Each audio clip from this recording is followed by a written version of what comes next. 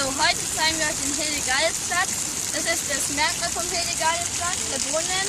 Und nun sagen wir euch noch mehr vom Hildegardesplatz. Der Platz südlich der Basilika St. Lorenz erhielt 1862 den Namen Hildegardplatz. Damit wurde die wichtigste Förderin des Klosters Kempten geehrt.